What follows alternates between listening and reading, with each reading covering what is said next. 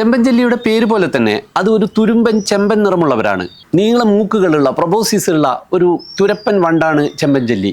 എന്നാൽ കൊമ്പൻചെല്ലി കണ്ടാമൃഗത്തിനെയൊക്കെ പോലെ നെറുകയിൽ ഒരു കൊമ്പുള്ള തിളങ്ങുന്ന കരിമ്പൻ വണ്ടാണ്. മൂക്കൻ വണ്ടല്ല, അത് കൊമ്പൻ വണ്ടാണ്. ഇവർ രണ്ടാളും രണ്ട് വിധത്തിലാണ് തെങ്ങുകൾക്കും പനകൾക്കും ഒക്കെ ഉപദ്രവം ചെയ്യുക. മുതിർന്ന ചെമ്പൻചെല്ലി തെങ്ങ് തുരന്ന് കേടുവരുത്തില്ല. അതിൻ്റെ മുട്ട വിരിഞ്ഞിറങ്ങുന്ന ലാർവ പുഴുക്കളാണ് ബകനെ പോലെ തെങ്ങിൻ്റെയും പനയുടെയും ഒക്കെ തലമണ്ട തുരന്ന് ചവച്ച് നീരൂറ്റി കഥ കഴിക്കുന്നത്. എന്നാൽ കൊമ്പൻചെല്ലിയുടെ കുഞ്ഞായ ലാർവപ്പുഴു പാവമാണ്. ആ പുഴുവല്ല വില്ലൻ, കൊമ്പൻചെല്ലി തന്നെയാണ്. കൊമ്പൻചെല്ലിയുടെ പുഴുക്കളെ നമ്മൾ പലപ്പോഴും പശുവിനെ വളർത്തുന്നവരൊക്കെ കണ്ടിരിക്കും. തൊലി അടർത്തിയ കൊഞ്ചിനെ പോലെയുള്ള ആ പുഴുക്കൾ, അതെ, ചാണകപ്പുഴു എന്ന് നമ്മൾ എപ്പോഴും വിളിക്കുന്ന ആ പുഴു യഥാർത്ഥത്തിൽ ഈ കൊമ്പൻചെല്ലിയുടെ കുഞ്ഞാണ്.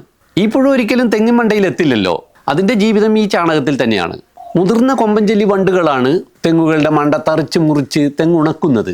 തടിയുടെയും കൂമ്പിൻ്റെയും ഉള്ളിൽ നിന്നും ഊറുന്ന മാദകദ്രവം കുടിക്കുന്നതിന് വേണ്ടിയിട്ടാണ് കൊമ്പൻചെല്ലി ഈ പാതകം ചെയ്യുന്നത്.